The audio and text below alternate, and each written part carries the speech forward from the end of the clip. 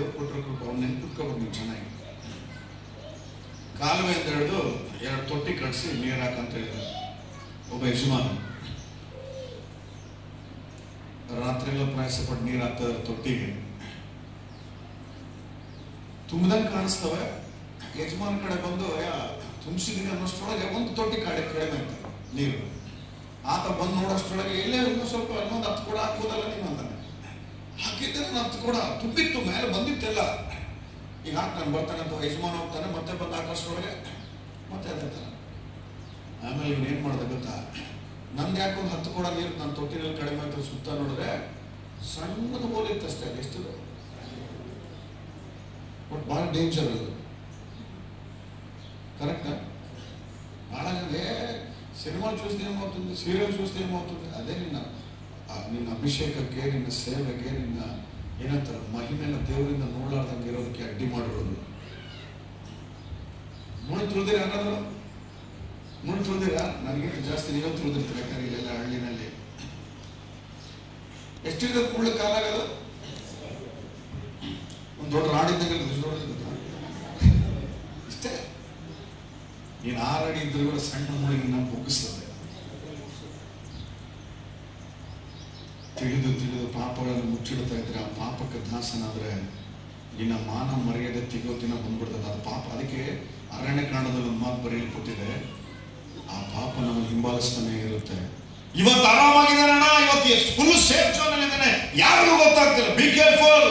ಒಂದು ದಿನ ಪಾಪ ನಿನ್ನ ಬೀದಿ ಪಾಲ್ ತಗೊಂಡ್ಬಂದು ಹೊರಗೆ ತಗೊಂಡ್ಬಂದು ನಿಲ್ಲಿಸಿ ನಿನ್ನ ಮಾನ ಮರ್ಯಾದೆ ತೆಗೆಯೋ ದಿನಗಳು ಬರ್ತಾವೆ. ಅದಕ್ಕೆ ದೇವರಾತ್ಮ ಹೇಳ್ತದಾನೆ. ಬಹಳ ಸಾರಿ ಪಾಸ್ಟರ್ ಕಡೆ ಬಂದು, ಅಯ್ಯ ನನಗೆ ಅಭಿಷೇಕ ಬೇಕು, ಪ್ರಾರ್ಥನೆ ಮಾಡಿ, ಯಾಕೆ ನನಗೆ ಗೊತ್ತಾಗ್ತಾ ಇಲ್ಲ, ಅಯ್ಯ ನನಗೆ ಅದು ಬೇಕು ಇದು ಬೇಕು, ಸೇವೆ ಇರ್ಬೇಕು, ನಮ್ಮನೇಲಿ ಕಷ್ಟ, ಅದು ಕಷ್ಟ ಇದು ಕಷ್ಟ. ನಾನು ಹೇಳ್ತಾನೆ ಕೇಳ್ರಿ, ಯಾರು ನೀವ್ಯಾರ ಈ ತರ 100 ಸಲ ಹೇಳಿ ಪ್ರಾಬ್ಲಮ್ ಹೇಳಿ ಪ್ರಾರ್ಥನೆ ಮಾಡಿಸ್ಕೊಳ್ಳೋದಕ್ಕೆ ತಲೆ ಒಡ್ಡಿದ್ರು. ದೇವರಾತ್ಮ ಮಾತಾಡ್ತಾನೆ, ಫಸ್ಟ್ ನೀನು ಎಲ್ಲಿ ಸರಿಪಡಿಸ್ಕೋಬೇಕು ಅಲ್ಲಿ ಸರಿಪಡಿಸ್ಕೋ, ದೇವ್ರು ತಾನಾಗೆ ಬಿಡ್ತಾನೆ. Hallelujah, hallelujah.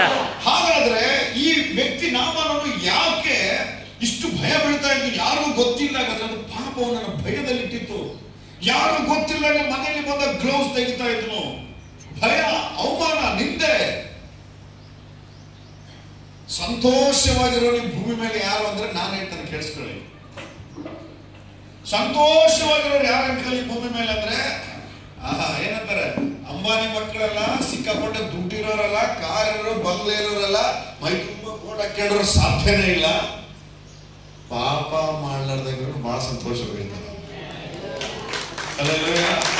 ಯಾಕೆ ಗೊತ್ತಾ? ಪಾಪ ಮಾಡದ ವ್ಯಕ್ತಿಗೆ ಆತ್ಮನಲ್ಲಿ ಆನಂದ ಇರುತ್ತೆ, ಅದು ಕಡಿಮೆನೇ ಆಗಲ್ಲ. ಅದು ಪಾಪ ಮಾಡ್ತಾ ಬದುಕೋ ವ್ಯಕ್ತಿಗೆ ಹೆಂಗಿರುತ್ತೆ ಗೊತ್ತಾ ಜೀವನ? ಆ ಕ್ಷಣ ಮಾತ್ರ ತಿಂದಾಗ ಮಾತ್ರ ಸಂತೋಷ ಆಗುತ್ತೆ, ಆಮೇಲೆ ಕುಡಿದಾಗ ಮಾತ್ರ ಸಂತೋಷ ಆಗುತ್ತೆ, ಒಡವೆ ವಸ್ತ್ರಗಳನ್ನು ಧರಿಸಿದಾಗ ಮಾತ್ರ ಸಂತೋಷ ಆಗುತ್ತೆ, ಆಮೇಲೆ ಸ್ವಲ್ಪ ಹೊತ್ತಿಗೆ ತೆಗೆದಾಕಿದಾಗ ಹೋಗುತ್ತೆ. ಬಟ್ ಪಾಪ ಮಾಡ್ಲಾರ್ದವನಿಗೆ ಯಾವಾಗಲೂ ಸಂತೋಷವಾಗಿರ್ತಾನೆ. ಯಾಕಂದ್ರೆ ಅವನಿಗೆ ಆತ್ಮನಲ್ಲಿ ಆನಂದ ಇರ್ತದೆ. ಆ ಆನಂದವನ್ನು ಕೊಡೋದಕ್ಕಾಗಿ ಯೇಸು ಕ್ರಿಸ್ತರು ಇಲ್ಲಿ ಈ ಲೋಕಕ್ಕೆ ಬಂದು ನಿನಗಾಗಿ ಪ್ರಾಣ ಕೊಟ್ಟಿದ್ದು. ಸಭೆಯಲ್ಲಿ ಪ್ರಾಮುಖ್ಯವಾಗಿ ಕಾಣಿಸಿಕೊಳ್ಳಬೇಕಾದಂತ ವಿಷಯ ಏನು ಅಂತಂದ್ರೆ, not a choir team, not any musical instruments. ನನ್ನ ಆಲಯಕ್ಕೆ ಪರಿಶುದ್ಧತ್ವವೇ ಭೂಷಣ. ಆ ಆಲಯವು ನೀವೇ ಆಗಿರುವಾಗ ದೇವರಾತ್ಮ ನಿಮ್ಮಲ್ಲಿ ವಾಸ ಮಾಡ್ತಂತ ಗೊತ್ತಿಲ್ವಾ ಅಂತ ವಾಕ್ಯ ಹೇಳುತ್ತೆ. ಹಾಗಾದ್ರೆ ನಿನ್ನ ಎಂಟೈರ್ ಬಾಡಿ ಪರಿಶುದ್ಧತೆಯಿಂದ ಇರು.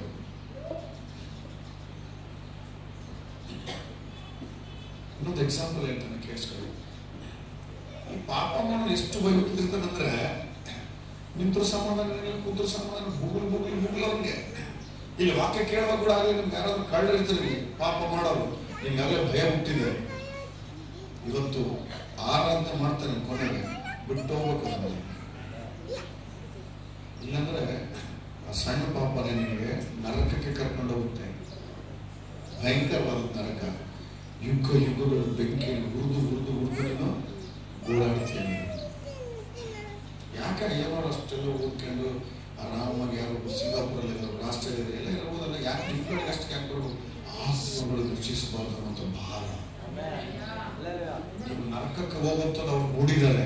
ನರಕದ ವ್ಯಕ್ತಿ ಹೆಂಗೆ ಒದ್ದಾಡ್ತಾನೆ, ಅವ್ನು ಹೆಂಗೆ ಅಳ್ತಾನೆ, ಕಣ್ಣಿಗೆ ಸುರಿಸ್ತಾನೆ. 1 ದಿನ 2 ದಿನ ಅಲ್ಲ, ಯುಗಗಳು. ಅಪ್ಪ ಇಲ್ಲ, ಅಮ್ಮ ಇಲ್ಲ, ಲಾಭ ವೈಕಂಠ ಸಾಯಿಬಿಡ್ತೀನಿ. ವಯಸ್ಸಾದ್ರು ಕಷ್ಟಪಟ್ಟು ನಿಮ್ಮೂರಲ್ಲಿ ಒಂದು ಸುವಾರ್ತೆ ನಿಮ್ಗೆ ಅವಾಗಲೇ ಅರ್ಥ ಆಗಬೇಕು. ಇವಾಗ ಆರಾಮಾಗಿ ಮಕ್ಕಳು ಗೊತ್ತಿರ್ಬೋದು, ಇವ್ರಿಗೆ ಏನು ಮಾತಾಡಕ್ಕೆ ಹೋಗೋದು, ನಿನಗೆ ಬಂದಿರ್ಬೋದು. ಬಹಳ ಸರಿ ಮಾತನ್ನ ತಂದೆ ನೀನು ಎಚ್ಚರಿಸಲ್ಪಟ್ಟು ಇದು ಲಾಸ್ಟ್ ಚಾನ್ಸ್ ನಿನಗೆ.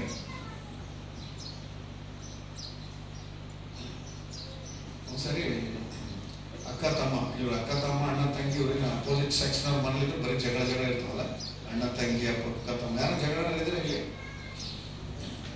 ಅಕ್ಕ ನಿಮ್ಮ ತಮ್ಮನ ಇರ್ತಾರಮ್ಮ ಬರೀ ಜಗಳನ.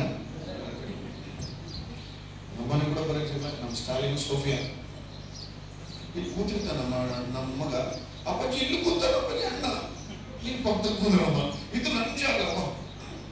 ಕುಂತರು ನಿಂತರು, ಅವ್ನು ಗ್ಲಾಸ್ ತಗೊಂಡ್ಬರ್ತಾನೆ, ನೀರು ಕುಡಿಯ ಗ್ಲಾಸ್ ತಗೊಂಡ್ಬಂದ್ರೆ ಕೂಡ ಅಪ್ಪಾಜಿ ನನ್ನ ಗ್ಲಾಸ್ ತಗೊಂಡ್ಬಂದ. ಅದಕ್ಕೆ ಲಾಸ್ಟಿಗೆ ಹೋಗಿ ಅದು ದೀಪಕ್ ಸ್ವಾಮಿ ಹೆಸರು ಬರ್ಸ್ಬಿಟ್ಟಿನ ಪ್ಲೇಟ್ಗಳು ಹುಡುಕಿಟ್ಟವ್ರೆ ಯಾರ್ದವ್ರ ತಿಂದ್ರು ಅಂತ ಫುಲ್ ಜಗಳ ಇರ್ತದೆ. ಅದು ಒಂದು ಹಂತವರೆಗೆ ಇರ್ತದೆ ಅಷ್ಟು ಪ್ರೀತಿ. ಸರಿ ಅಕ್ಕ ತಮ್ಮ ಇಬ್ಬರು ಸೇರಿ ಚೆನ್ನಾಗಿ ಕೇಳಿಸ್ಕೊಂಡು ನಾನು sharing this gospel with great burden. ತುಂಬ ಭಾರತದಲ್ಲಿ ಮಾತನ್ನು ಹೇಳ್ತಾರೆ. ನಾನು ಅಲ್ಲಿಂದ ನೀವು ಬಂದು ಅಂಕಲ್ ಈ ಥರ ಕಂಡಕ್ಟ್ ಮಾಡಿ ಒಬ್ಬನಾದ್ರೂ ಚೇಂಜ್ ಆಗ್ಬೇಕು. ಇವತ್ತು ಒಬ್ಬನಾದ್ರು ಅಕ್ಕ ತಮ್ಮ ಇಬ್ಬರು ಸೇರ್ಕೊಂಡು ಅಜ್ಜಿ ಮನೆಗೆ ಹೋದ್ರಂತ ಹಾಲಿಡೇಸ್. ಅಜ್ಜಿ ಮನೆಗೆ ಹಾಲಿಡೇಸ್ ಹೋದ್ರೆ ಅಜ್ಜಿಂದ್ರು ಒಬ್ಬೊಬ್ಬ ಅಜ್ಜಿಂದ್ರು ಒಬ್ಬೊಬ್ಬ ತರ ಇರ್ತಾರೆ. ಇದಾರೆ ನಮ್ಮ ಅಜ್ಜಂದ್ರೆಲ್ಲರೂ ಕೂಡ. ಕೆಲವು ಅಜ್ಜಿಂದ್ರು ಮೊಮ್ಮಕ್ಕಳಂದ್ರೆ ಬಹಳ ಪ್ರೀತಿ, ಕೆಲವು ಸ್ಟ್ರಿಕ್ಟ್ ಇರ್ತಾರೆ. ಅವ್ರ ಮುಂಚಿಂದ ಬಹಳ ಪಾಪ ಮನೇಲಿ ಅಚ್ಚುಕಟ್ಟಾಗಿ ಎಲ್ಲ ಸಾಮಾನುಗಳಲ್ಲಿ ಇಟ್ಟು ಇಲ್ಲಿಟ್ಟು ಅಂತ ಅಜ್ಜಿಯರ ಮನೆಗೆ ಅಂದ್ರೆ ನಮ್ಮ ಮಕ್ಕಳುಗಳು ಹೋಗಿರೋದಂದ್ರೆ ಸ್ಕೂಲ್ ರಜೆ ಬಿಟ್ಟ ಬಂದು ಅದನ್ನ ಮುಡ್ದಾಕ್ಬೇಡ, ಇದನ್ನ ಮುಡ್ದಾಕ್ಬೇಡ, ಅದು ಅಲ್ಲಿಡು ಇಲ್ಲಿಡ ಅಂತಿರ್ತಾರೆ. ಇವರೆಲ್ಲ ಕೇಳಿಸ್ಕೊತಿದ್ರಲ್ಲ. ಇಲ್ಲಿ ಕೂತಿರೋ ಕೆಲವರು ಅಜ್ಜಿಗಳಲ್ಲಿ ಕೆಲವರು ನರಕಕ್ಕೆ ಹೋಗ್ತಾರೆ. ಪಾಠ ಕರ್ಕೊಂಡ್ ಮಂದಿ ಹೇಳ್ತಾರೆ. ಯಾರು ನರಕಕ್ಕೆ ಹೋಗ್ತಾರೆ ಅಂತ ಎಕ್ಸ್ಪ್ಲನೇಷನ್ ಕೊಟ್ಬಿಡ್ತೀವಿ. ಇಲ್ಲಿರೋ ಕೆಲವು ಅಜ್ಜಿಯಂದಿರು ಸ್ವರ್ಗಕ್ಕೆ ಬರಲ್ಲ, ನೀವು ನರಕಕ್ಕೆ ಹೋಗೋರಿದ್ರಿಲ್ಲೇ. ಯಾರು ಹೋಗ್ತಾರೆ ಅಂತ ಹೇಳ್ತಾರೆ ಕೇಳಿಸ್ಕೊಳ್ಳಿ. ಗಂಡು ಮೊಮ್ಮಕ್ಕಳ ಬೇರೆ ತರ ಪ್ರೀತಿ ಮಾಡಿ, ಹೆಣ್ಣು ಮೊಮ್ಮಕ್ಕಳ ಬೇರೆ ತರ ಪ್ರೀತಿ ಮಾಡಿ, ಅವ್ರಿಗೆ ಗಂಡು ಮೊಮ್ಮಕ್ಕಳಾದ್ರೆ ನನ್ನ ಮೊಮ್ಮಕ್ಕಳು ಅಂತೇಳಿ ಅವ್ರಿಗೆ ಏನೇನೋ ಕೊಡಿಸಿ ಹೆಣ್ಣು ಮೊಮ್ಮಕ್ಕಳಿಗೆ ಏನು ಕೊಡಿಸ್ಲಾರ್ದಂಗಿರೋ ದರಿದ್ರ ಬುದ್ಧಿ ಐತಲ್ಲ ನಿನಗೆ, ಪಕ್ಕ ನಿನ್ನ ನರಕದಾಗ ಇರ್ತೀವಿ. ಇವಾಗ ಅವಾಗಲೇ ಅಜ್ಜಂದ್ರೆ ಕೆಲವ್ರು ಭಯ ಬಂತು. ನನ್ನ ಹೆಣ್ಣು ಮೊಮ್ಮಕ್ಕಳು ಬಂದ ನಾನು ಹೆಂಗೋ ನೋಡ್ತಿದ್ದೆ, ಗಂಡು ಮೊಮ್ಮಕ್ಕಳು ಬಂದ ಕುರುಬುರೇನೋ ಲೇಸೇನೋ ಬಿಸ್ಕೆಟ್ ಏನೋ. ಇವಾಗ ನಿನ್ನ ಪರಲೋಕದಿಂದ ದೂರ ಮಾಡೋಂಥದ್ದು ನೀನೇನು ಕೊಲೆ ಮಾಡ್ಬೇಕಾಗಿರೋದಿಲ್ಲ, ನೀನೇನು ದೊಡ್ಡ ದೊಡ್ಡ ಪಾಪಗಳು ಮಾಡ್ಬೇಕಾಗಿಲ್ಲ. ಸಣ್ಣ ಸಣ್ಣವೇ ಇಬ್ರಿ ಪತ್ರಿಕೆಯಲ್ಲಿ ನೋಡಿದೆ, ಸುಲಭವಾಗ ಶುಕ್ರ ಬೆಟ್ ವೆರಿ ಸಿಂಪಲ್ ಸಿನ್ಸ್. ಇದರ ಅಜ್ಜಂದ್ರೆ ಯಾರಾದ್ರು ಹೆಣ್ಮ ಮಕ್ಕಳನ್ನ ಬೇರೆ ತರ ನೋಡಿ, ಗಂಡ ಮಕ್ಕಳನ್ನ ಬೇರೆ ತರ ನೋಡಿ, ಇವತ್ತು ನೀನು ಮಾನಸಾಂತರ ಹೊಂದಿದ್ರೆ ಸ್ವರ್ಗಕ್ಕೆ ಬರ್ತಿ, ಇಲ್ಲಂದ್ರೆ ಅದೊಂದೇ ಕಾರಣಕ್ಕೆ ನರಕದಾಗ ಇರ್ತೀನಿ ನೋಡಿ. ಅದು ತಪ್ಪಲ್ಲ, ತಪ್ಪಾಗೋದೇ ಅದು. ಆ ಅಜ್ಜಿ ಅಪ್ಪಿ ಹೋದ್ರು, ಮಗ ತಾಯಿಗೆ ಅಕ್ಕ ತಮ್ಮ ಇಬ್ಬರು ಹೋದ್ರು. ಹೋಗಿದ ತಕ್ಷಣ ಚೆನ್ನಾಗಿ ಆಟ ಆಡ್ತಾ ಇದ್ರು. ಅಜ್ಜಿ ಸ್ವಲ್ಪ ಸ್ಟ್ರಿಕ್ಟ್. ಯಾಕೆ ಏನೋ ಅದ್ ಬೇಟಲ್ಲಿ ತೆಗೆ ತೊಳೆ ಹಿಂಗ ಇಂತ ಅಜ್ಜಿ ಇರ್ಬೇಕಲ್ಲ. ಅಜ್ಜಿ ಅಂದ್ರೆ ಕಲಿಸ್ಬೇಕಂತ ಅಂತವೇನಿಲ್ಲ, ಬಟ್ ಸ್ಟ್ರಿಕ್ಟ್ ಅಷ್ಟೇ. ಆಯ್ತು ಹೊಟ್ಟೆ ಕಿಚ್ಚನಿಲ್ಲ, ಒಳ್ಳೆ ಅಜ್ಜಿ, ನಿಮ್ ತರನೇ ಒಳ್ಳೆ ಅಜ್ಜಿ, ಬಟ್ ಸ್ವಲ್ಪ ಸ್ಟ್ರಿಕ್ಟ್ ಅಂದ್ರೆ ಏನಂತಾರೆ ಕನ್ನಡದಲ್ಲಿ ಇವ್ರಿಗೆ ಅರ್ಥ ಗೊತ್ತಾರ, ಸ್ವಲ್ಪ ಶಿಸ್ತು. ಕಸ್ಬರ್ಗಲ್ಲಿ ಇಡು, ಚಪ್ಪಲೆಲ್ಲಿ ಬಿಡು, ಏನೋ ಮಜ್ಜಿ ತರ ಸಾಕಾಗಂತ ಹುಡುಗರು ಮಾಡ್ತಿರ್ತಾರೆ. ಬಟ್ ಕಲಿಸ್ಬೇಕು ಅವ್ರನ್ನ ಹುಡುಗರಿಗೆ. ಏನಾಯ್ತು, ಅಜ್ಜಿ ಅಪ್ಪಿ ಕೋಳಿ ಮರಿಗಳು ಸಾಕಿದ್ಲು. ಆ ಕೋಳಿ ಮರಿಗಳು ಹಾಕಿದ್ರೆ ಅವು ಸ್ವಲ್ಪ ಹಾಕಂಗಿಲ್ಲ, ಒಂದು 10-20 ಇರ್ತಾವಲ್ಲ, ಜಾಸ್ತಿ ಕೋಳಿ ಮರಿಗಳು ಸಣ್ಣ ಆಗ್ತಾವಲ್ಲ, ಅವು ಆಟ ಆಡ್ತಾ ಇದ್ವು. ಅವು ಒಂದ್ ಕಡೆ ಏನಂತಾರೆ ಕಾಳು ತಿಂತಾ ಇದ್ವು, ಇವ್ರಿಬ್ರು ಆಟ ಆಡ್ತಾ ಇದ್ವು. ಇವಾಗೆಲ್ಲ ಬರೀ ಯಾವ ಮಕ್ಳು ಮನೆಗಡೆ ನೋಡಿ, ಇವನ್ ಅಕ್ಕ ಆಗ್ಲಿ ತಮ್ಮ ಆಗ್ಲಿ ಬೇರೆ ಆಟ ಆಡಂಗಿಲ್ಲ, ಎಲ್ಲಾರು ಆಡೋದು ಕ್ರಿಕೆಟ್. ಈಗ ಅಕ್ಕಂದ್ರು ಕೂಡ ಬ್ಯಾಟ್ ಹಿಡ್ಕೊಂಡ್ಬಿಟ್ಟಾರ, ನೋಡಿರಲಿಲ್ಲ ನೀವು? ನೋಡಿರ ಅಕ್ಕ ತಮ್ಮ ಕೂಡ ಬ್ಯಾಟ್ ಹಿಡ್ಕೊಂತಾರೆ. ಇವರೆಲ್ಲ ಸ್ಮೃತಿ ಮಂದಾನ ಅಂತ ಹೇಳಿ, ಹರ್ಮೀತ್ ಕೌರ್ ಏನಂತ ಹೆಸರು, ಹರ್ಮನ್ಪ್ರೀತ್ ಕೌರ್ ಕ್ಯಾಪ್ಟನ್ ಹೆಸರು. ಹಿಂಗೆ ಇವರೆಲ್ಲ ಆಡ್ತಾ ಇರ್ತಾರೆ. ಈ ತರ ಆಟ ಆಡೋ ಸಮಯದಲ್ಲಿ ಇವನು ಅಕ್ಕ ಬ್ಯಾಟ್ ಹಿಡ್ಕೊಂಡಿದ್ದು, ತಮ್ಮ ಬಾಲ್ ಹಾಕಕ್ ಹೋದ, ಅಪ್ಪಿ ಆ ಬಾಲು ಅಕ್ಕ ಗೋಲಿಂಗ್ ಮಾಡೋ ಟೈಮಲ್ಲಿ ಒಂದು ರನ್ ಹೊಡೆದಾಗ ಹೋಗಿತಾರಲ್ಲ, ಹಿಂಗೆ ಹೋಗದಾಗ ಆ ಬಾಲ್ ಹೋಗಿ ದೂರ ಹೋಯ್ತು. ದೂರ ಹೋದಾಗ ಅಕ್ಕಗೆ ಗೊತ್ತಾಗಲಿಲ್ಲ ಎಷ್ಟು ದೂರ ಹೋಯ್ತು ಬಾಲ್ ಅಂತೇಳಿ. ಇವ್ರು ಬಾಲ್ ತರಕ್ ಹೋಗ್ತಾನೆ, ಆ ಬಾಲ್ ಏಟಿಗೆ ಒಂದು ಗೋಳಿ ಮರ ಸತ್ತ ಹೋಗ್ಬಿಡುತ್ತೆ ಹಿಂದೆ. ಅವ್ರ ಮನೆಯಿಂದ ಒಂದು ಗೋಳಿ ಮರ ಸತ್ತ ಹೋಗ್ಬಿಡುತ್ತೆ. ಇವನಿಗೆ ಬಾಲ್ ನೋಡ್ತಾನೆ, ಕೋಳಿ ಮರಿ ನೋಡ್ತಾನೆ, ಬಾಲ್ ನೋಡ್ತಾನೆ, ಕೋಳಿ ಮರಿ ನೋಡ್ತಾನೆ. ಹಿಂಗೆ ಅಕ್ಕನ ನೋಡ್ತಾನೆ. ಅಕ್ಕಲ್ಲ ಹೆಂಗನ್ನ ಮಾಡಿ ಅಕ್ಕ ಗೊತ್ತಿಲ್ಲದಂಗ ಮುಚ್ಚಿಡ್ಬೇಕಿದೆ. ನಾನು ಆ ಅಕ್ಕ ಅಜ್ಜಿ ಗೊತ್ತಾಯ್ತಾಗ ನಾನು ಸಿನಿಮಾ ತೋರಿಸ್ತಾಳ ನಮ್ಮ ಅಜ್ಜಿ ಬಿಡಲ್ಲ, ಮತ್ತೆ ಈ ಹಾಲಿಡೇಸ್ ನಾನು ಮನೆಗೆ ಕಳಿಸ್ಬಿಡ್ತಾಳ ಅಂತೇಳಿ ಇವ್ನು ಏನ್ ಭಯಪಟ್ಟನಂತಂದ್ರೆ ಬಾಲನ್ನು ತಗೊಬಂದು ಅಕ್ಕ ಸಾಕಕ್ಕ ಆಟ ಆಡೋದು ಸಾಕಂತೇಳಿ ಆಯ್ತು ಬಿಡು ಅಂತ. ಆಕೆ ಗೊತ್ತಾಗಿಲ್ಲ. ಮನೆಗೆ ಹೋದ್ರು ಇವ್ರು ಮನೆಗೆ ಬರ್ಲಿಲ್ಲ. ನಮ್ಮ ತಮ್ಮ ಮನೆಗೆ ಬರ್ಲಿಲ್ಲ ಅಂತೇಳಿ ಅಕ್ಕ ಮೆಲ್ಲಿಗೆ ಬಂದು ಏನಂತ ಅವ್ರ ಮನೆ ಹಿಂದ್ಗಡೆ ನೋಡ್ತಾ ಇದ್ರೆ ಇವ್ರು ಏನ್ ಮಾಡ್ತಾನೆ, ಮೆಲ್ಲಿಗೆ ಒಂದ್ ಸಣ್ಣ ಕುಣಿ ತೋಡಿ ಚಿಕ್ಕದ ಕುಣಿಯಲ್ಲಿ ಆ ಕೋಳಿ ಮರಿ ಮುಚ್ತಾ ಇದ್ದಾನೆ. ಅನ್ಫಾರ್ಚುನೇಟ್ ಆಗಿ ಅಕ್ಕ ಕೋಳಿ ಮರಿ ಮುಚ್ಚೋ ಟೈಮ್ಗೆ ಬಂದಾಗ ನೋಡ್ಬಿಟ್ಲ. ನೋಡಿದ ತಕ್ಷಣ ಏನ್ ನಡೀತು ಗೊತ್ತಾ, ಅವನಿಗೆ ಭಯ ಭಯ ಭಯ ಭಯ ಸ್ಟಾರ್ಟ್ ಆಯ್ತು. ಅಜ್ಜಿಗೆಲ್ಲ ಹೇಳ್ತಾವೋ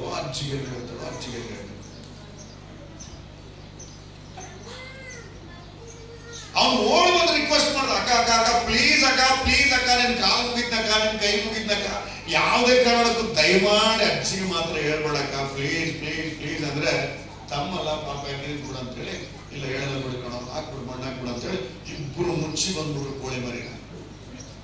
ಮನೆಗೆ ಬಂದಿದ್ದಾರೆ. ಸಂಜೆ ಹೊತ್ತಲ್ಲಿ ಅಜ್ಜಿ ಸ್ನಾಕ್ಸ್ ಎಲ್ಲ ಕೊಟ್ಟು ತಿಂದ್ರು. ಸ್ವಲ್ಪ ಮಗುದಲ್ಲಿ ಏನೋ ಸ್ವಲ್ಪ ದುಗುಡ, ಸ್ವಲ್ಪ ಭಯ ಕಾಡ್ತಾ ಇತ್ತು. ಅಜ್ಜಿ ಅಷ್ಟು ಗಮನಿಸ್ಲಿಲ್ಲ. ಎಲ್ರಿಗೂ ಆಟ ಆಡಿ ಸುಸ್ತಾಗಿರಂತೆ ಬಿಟ್ಬಿಟ್ರು. ಬಿಟ್ಟ ನಂತರ ಏನಾಯ್ತು, ಸಂಜೆ ಕಸ ಗುಡಿಸ್ಬೇಕಲ್ಲ, ಅಕ್ಕನ ಕೆಲಸ. ಇವಂದೇನೋ ಸ್ವಲ್ಪ ನೀರು ತರೋದು ಅಂತ. ಮನೆಗೆ ಹೆಣ್ಮಕ್ಳು ಮಾಡೋ ಕೆಲಸ ಹೆಣ್ಮಕ್ಳೇ ಮಾಡ್ಬೇಕು. ಇಲ್ಲಿ ಯಾರಾದ್ರೂ ತಂದೆ ತಾಯಿ ಹೆಣ್ಮಕ್ಳಿಗೆ ಕೆಲಸ ಹೇಳ್ಕೊಟ್ಟಿಲ್ಲ ಅಂದ್ರೆ ಬಹಳ ಕಷ್ಟಮ. ಟೈಮ್ ವೇಸ್ಟ್ ಕೊಟ್ಬಿಟ್ರೆ ಮಾಸ್ಟರ್, ನನಗೆ ಥ್ಯಾಂಕ್ ಯು ಸೋ ಮಚ್. ಎಲ್ಲಾನೇ ಒಂದೇ ಸರಿ ಮಾತಾಡ್ತೀನಿ. ವಾಕ್ಯದಲ್ಲಿ 140ನೇ ಕೀರ್ತನೆಯಲ್ಲಿ ಒಂದು ಮಾತಿದೆ, ನಮ್ಮ ಕುಮಾರತೆಯರು, ನಮ್ಮ ಹೆಣ್ಣು ಮಕ್ಕಳು ಅರಮನೆಗೆ ಕೆತ್ತಿದ ಏನಂತಾರೆ ಸ್ತಂಭದಂತಿದಾರಂತೆ. ನೀವ್ ಯಾರಾದ್ರೂ ನಿಮ್ ಮನೆ ಕೆತ್ತಿಲ್ಲ ಅಂದ್ರೆ ನಿಮ್ ಹುಡುಗಿಯರನ್ನ ಗಂಡನ ಮನೇಲಿ ಕುಳಿಸ್ತಾರ ಅವರು. ಇಲ್ಲೇ ಕೆತ್ತಿ ಕಳಿಸ್ಬೇಕು. ಕಸ ಹೊಡೆಯೋದು, ಅಡಿಗೆ ಮಾಡೋದು. ನನ್ನ ಮಗಳನ್ನ ಸಾಕಿಲ್ಲ, ಒಂದು ಕೆಲಸ ಮಾಡ್ಸಂಗಿಲ್ಲ. ಮದುವೆ ಮಾಡ್ಕೊಡು, ಅಲ್ಲಿ ಒನ್ಸ್ಕೊಂತಾಳೆ ಗಂಡಂತಲ್ಲಿ. ಯಾಕಂತಂದ್ರೆ ಎತ್ತಿನಂತ ಹೊರಗೆ ಊಟ ತಿಂತಾರೆ. ನಾನು ಹೇಳೋದು, ನಿಮ್ಮ ಹೆಣ್ಮಕ್ಳು ಚೆನ್ನಾಗಿ ಕೆತ್ತರಿ. ಅರಮನೆ ನಿಂದಿರ್ತಂತೆ, ಅರಮನೆಗೆ ಕೆತ್ತಿದ ಕಂಬಗಳಂತವ್ರು ನೆನಪಲ್ಲಿ. ಈಗ ಅಕ್ಕ ಸಂಜೆ ಆಗಿದ ತಕ್ಷಣ ಕಸ ಗುಡಿಸೋ ಕೆಲಸ ತಾನೆ. ಕಸ ಗುಡಿಸೋ ಟೈಮ್ ಈಗ ಒಂದು ಐಡಿಯಾ ಬಂತು, ನಾನೇ ಕಸ ಗುಡಿಸ್ಲಿ. ಚೇರ್ ತಗೊಂಡು ಕುತ್ಕೊಂಡ ಆರಾಮಾಗಿ. ಅಜ್ಜಿ ಕಸ ಗುಡಿಸ ಅಂತ ಹೇಳೋದಿಲ್ಲ, ಕಾರ್ಮಲ್ ಕಾಲಕ್ಕೆ ತಮ್ಮನ್ ಕರೆದು ಬಾಯಿಗೆ ಕಸ ಬರೀತ ಕಸ ಗುಡಿಸೋದು. ಅಕ್ಕ ನೀನಕ್ಕ ನೀನು ಕಸ ಗುಡಿಸೋದು. ನಾನು ಹೇಳ್ದಷ್ಟು ಮಾಡ್ಬೇಕಷ್ಟೇ. ನೀನು ಹೋಗಕ್ಕ ಯಾರು ಮಾಡ್ತಾರ ಕಸ ಗುಡಿಸೋದು? ದಿನ ನೀನೇ ತಾನೇ ಕಸ ಗುಡಿಸೋದು, ನಾನೇ ನೀರು ತಂದಾಗ್ತದೆ, ನಾನ್ ಮಾಡಲ್ಲಮ್ಮ ಅಂತಂದ್ರೆ ಅವಾಗ ನೋಡು ಕೋಳಿ ಮರಿ ಎಲ್ಲೆಲ್ಲ ಭಯ ನಡುಗು ಬಂತಂದ್ರೆ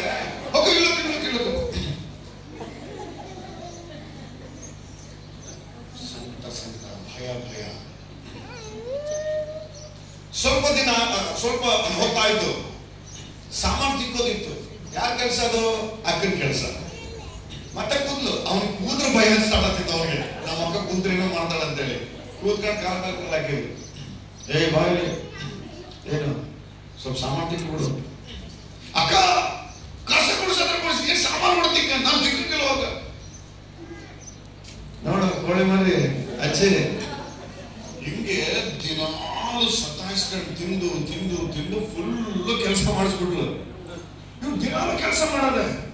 ಒಂದು ದಿನ ಸೋತೋಗ್ಬಿಟ್ಟ. ಒಂದು ದಿನ ಕೂತ್ಕೊಂಡು ಯೋಚನೆ ಮಾಡಿದೆ, ಏನ್ ಸ್ವಾಮಿ ಇದು ದರಿದ್ರ ಜೀವನ ಬಂದ್ಬಿಟ್ಟು ನನಗೆ ಬರೀ ಕಸ ಹೊಡೆದು ಸಾಮಾನು ತಿಕ್ಕಲು. ಒಂದು ದಿನ ಅಕ್ಕ ಸ್ನಾನಕ್ಕೆ ಹೋದಾಗ ಮೆಲ್ಲಗೆ ಒಂದು ಅಜ್ಜಿ ಕಡೆ ಹೋದ. ಅಜ್ಜಿ ಕಡೆ ಹೋಗಿ ಸ್ವಲ್ಪ ಮೆಲ್ಲಗೆ ಸಮಾಧಾನ ಮಾಡಿ, ಅಜ್ಜಿ ಸಂತೋಷವಾಗಿರುವಂತ ಮೂಮೆಂಟ್ ನೋಡಿ, ಅಜ್ಜಿ ನಿನ್ಗೊಂದು ವಿಷಯ ಹೇಳ್ಬೇಕಾಗಿತ್ತು ಅಜ್ಜಿ. ಏನು ವಿಷಯ ಅದು? ನೀನು ಏನ್ ಅನ್ನಂಗಿಲ್ಲ ಅಂದ್ರೆ ಹೇಳ್ತಾನೆ, ಮಗನೇ ಏನೋ ಹೇಳೋ, ನೀನು ಏನಾಗಲ್ಲ ಹೇಳಿದ್ದೀನಿ. ಅಜ್ಜಿ ನೀನು ಹೊಡಿಬಾರ್ದು, ನೀನು ಎಲ್ಲಿ ಯಾಕೆ ಹೊಡಿತು ನನಗೆ ಹೇಳು. ಏನಿಲ್ಲ ಅಜ್ಜಿ, ಮೊನ್ನೆ ಒಂದು ವಾರದ ಕೆಳಗೆ ಆಟ ಆಡೋ ಸಮಯದಲ್ಲಿ ಬಾಲ್ ಬಿದ್ದು ಒಂದು ಕೋಳಿ ಮನೆ ಸತ್ತೋಗಿತ್ತು, ಅದು ಹೋಗಿ ನನ್ನ ಮನೆಯಿಂದ ಉಣಿ ಬಿಟ್ಟಿದ್ರೆ ಆ ಅಜ್ಜಿ ಒಂದೇ ಸರಿ ಕೋಪಗೊಳ್ಳಿಲ್ಲ. ಅಯ್ಯೋ ಅದಕ್ಕೆ ಚಿಂತೆ ಮಾಡ್ತೀಯ, ಅವ್ ಮರಿಗಳಾಗ್ತದೆ 10-15 ಆಗ್ತದೆ, ಒಂದ್ ಸತ್ತೋದ್ರೆ ಏನಾಯ್ತಂತೆ, ಅದಕ್ಕೆಲ್ಲ ಟೆನ್ಷನ್ ಮಾಡ್ತೀನಿ, ಬಿಟ್ಬಿಡು, ಇನ್ನು ಇದಾವ್ ತಾನೆ ಅವೆಲ್ಲ ಬೆಳಿತೇವೆ ಅಂತಂದ್ರು. ಈ ಅಕ್ಕ ಬಾತ್ರೂಮ್ನಾಗ ಸೀನ್ ನಡೆದೋಗೈತೆ. ಅವಾಗಲೇ ಬಂದ್ಲ ಅಕ್ಕ, ಮತ್ತೆ ಹೊರಗಡೆ ಬಂದು ಈಗ ಸಾಮಾನನ್ನ ತಿಕ್ಸ್ಬೇಕು, ಕಸನ ಹೊಡಿಸ್ಬೇಕು, ಕುಂತ್ಲಿಂಗ ಕೂತ್ಕೊಂಡು ಕಾಲ್ ಕಾಲ ಹಾಕಿದ್ರೆ ಸ್ಟೈಲ್ ಚೇಂಜ್ ಆಗ್ತದೆ. ಬಾ ತಮ್ಮ ಬಾಯ್ಲಿ, ಏನಕ್ಕ ಕಸ ಹೊಡಿ. ಅವನು ಹಿಂಗೆ ಆಕ ನೋಡಿದ್ರೆ ಕಸ ಹೊಡಿ, ನೀನೇನ್ ಹೇಳ್ತೇನೆ ಅಂತ ಇವನು ನೋಡು ಕೋಳಿ ಮರ್ರೆ ಹೋಗಕ್ಕ, ಹೇಳ್ಕೆ ಹೋಗಿ ನೀನು ಅಜ್ಜಿಗೆ ಹೇಳ್ಕೊಂಡು ಹೇಳ್ಕೆ ಹೋಗು. ಅಜ್ಜಿಗನ್ನ ಹೇಳು, ಯಾರಿಗನ್ನ ಹೇಳ್ಕೆ ಹೋಗ, ಐ ಡೋಂಟ್ ಕೇರ್ ಅಂತ ಬರೀ ಧೈರ್ಯ.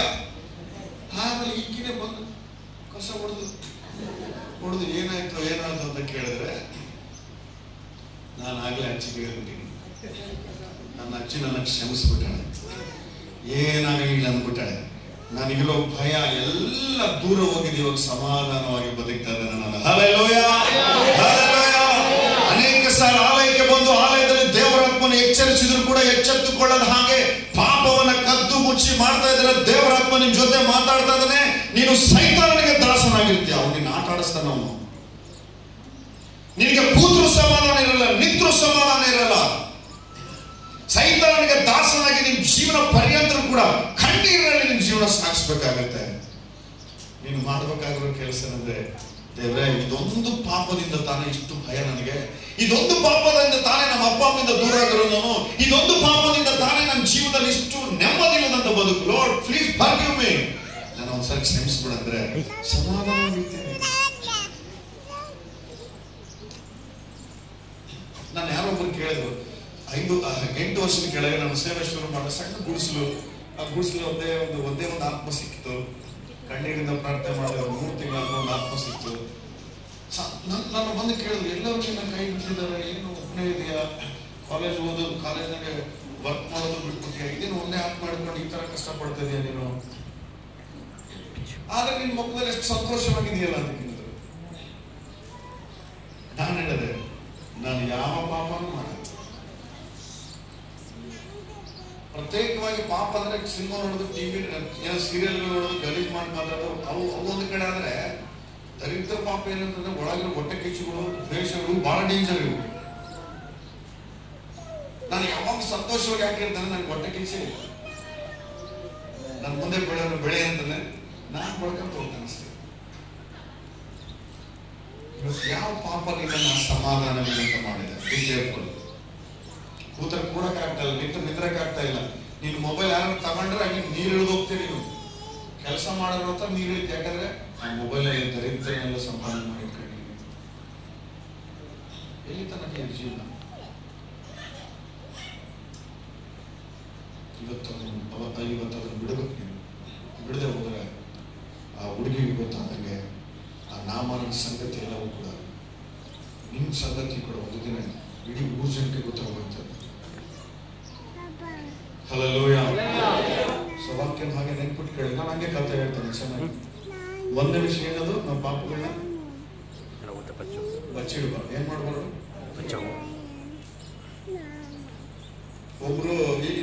ಕೆಲವರು ವಿಚಿತ್ರ ಮನುಷ್ಯರು ಇರ್ತಾರೆ, ಯಾರು ಚರ್ಚೆ ನೆಟ್ಟಗಲ್ಲ ಕೇಳ್ಯಾರ, ಯಾರಾದ್ರೂ ನಿಮ್ ನಂಗೆ ಅಂಕಲ್ ಕೇಳಿರ್ತಾರೆ, ఎవడు బాబు ನೋಡಿ ಚರ್ಚೆ అందరూ దొంగళ్ళే, ఏమవుతుంది నేను దొంగతనం చేస్తాను అన్నారు ಇರ್ತಾರೆ.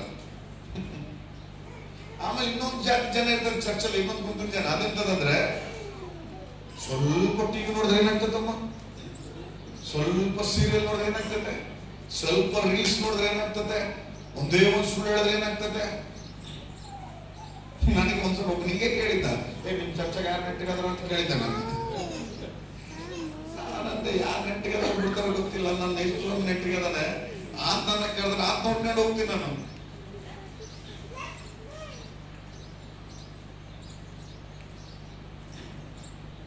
ಅರ್ಥ ಆಗ್ತದೆ ನಾನು ಹೇಳೋದು?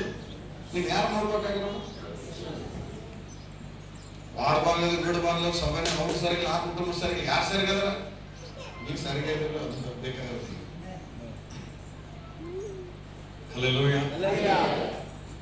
ಸೊ ಈ ನಾಮಾನನಿಗೆ ಆ ವಿಷಯ ಗೊತ್ತಾದ ನಂತರ, ಈಗ ಕೇಳಿಸ್ಕೊಳ್ಬೇಕು ಚೆನ್ನಾಗಿ ವಾಕ್ಯವನ್ನ. ನಾಮಾನನಿಗೆ ಗೊತ್ತಾಯ್ತು.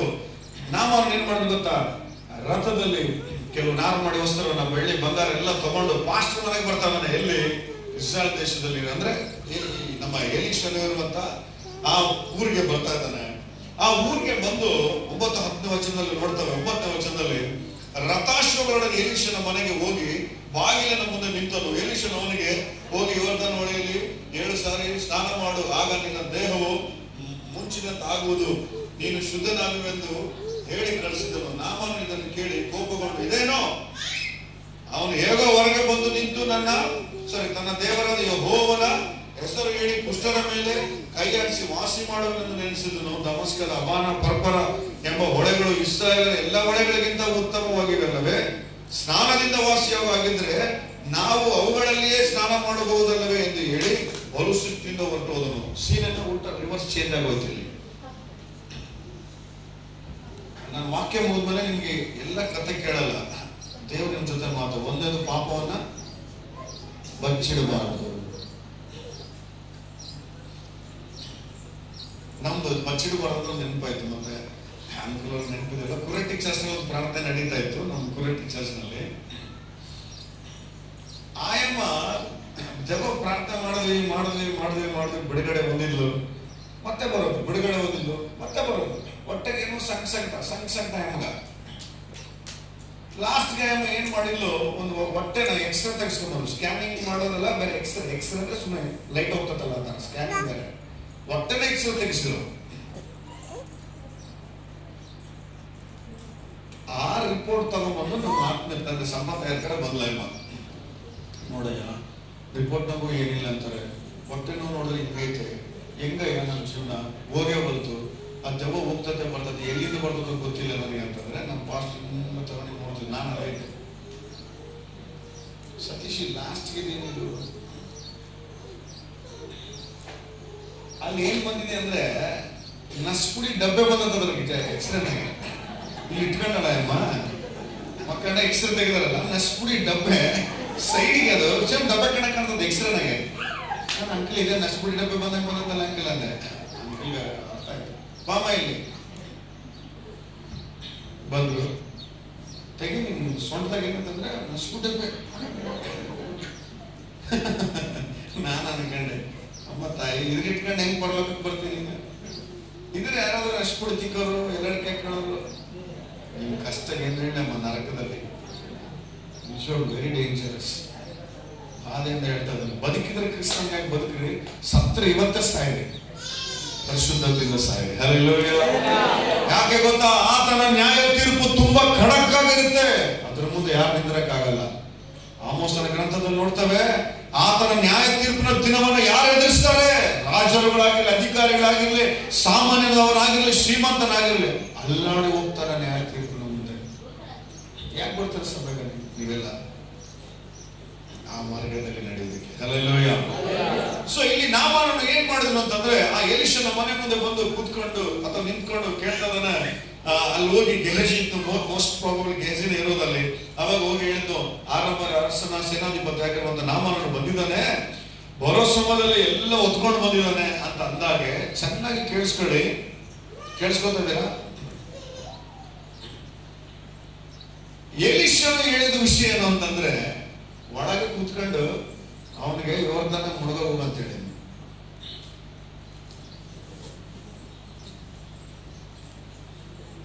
ಸೊ ಇಲ್ಲಿ ನಾಮಾನು ಏನ್ ಮಾತಾಡ್ತಾ ಇದ್ದಾರೆ? ಎಂತ ಪಾಸ್ಟ್ರಿ ಅವರು ಬುದ್ಧಿ ಐತೆ ಇಲ್ಲ, ಹೊರಗೆ ಕೂಡ ಬರಲಿಲ್ಲ. ನಾನು ಸೇನಾಧಿಪತಿ ಹೊರಗೆ ಬಂದು ನಿಂತ್ಕೊಂಡಿದ್ದೇನೆ, ಅದು ರಥದಲ್ಲಿ ಬಂದಿದ್ದಾನೆ, ಇಷ್ಟು ಬಂಗಾರ ತಂದಿದ್ದಾನೆ, ಇಷ್ಟು ಬೆಳ್ಳಿ ತಂದಿದ್ದಾನೆ, ನಾರು ಮಾಡಿ ವಸ್ತ್ರ ತಂದಿದ್ದಾನೆ. ಅವನಂತ ಪಾಶ್ರೀ ಒಳಗೆ ನಿಂತ್ಕೊಂಡೆ ನೀರ್ನ ಮುಳುಗಂತಾನೆ. ನಮ್ಮೂರಾಗ ಹಿಂಗೆ ಮಾತಾಡೋದಿಲ್ಲ. ನಮ್ಮೂರಾಗ ಹುಟ್ಟಿದ್ರೆ ಜಗ್ಗಿ ಮಾತಾಡ್ತಿದ್ದ, ಆ ಊರಾಗ ಹುಟ್ಟೆ ಸ್ವಲ್ಪ ಮಾತಾಡೋಣಂತ. ನಮ್ಮೂರಾಗೇನಿಲ್ಲ, ನದಿಗಳಿಲ್ಲ, ಅವನ ಪರಪರನ ನದಿಗಳಿದೆ, ಅಲ್ಲೇ ಮುಳುಗ್ತಾ ನಡಿ ಅಂತ ಸಿಟ್ಟುಕೊಂಡು ವಾಪಸ್ ಹೋಗ್ಬಿಟ್ಟಿದೆ ನಾವೆಲ್ಲ. ಬಟ್ ಆದ್ರೆ ನಡೆಯೋ ವಿಷಯ ಏನಂತಂದ್ರೆ, ಎಲೀಷನು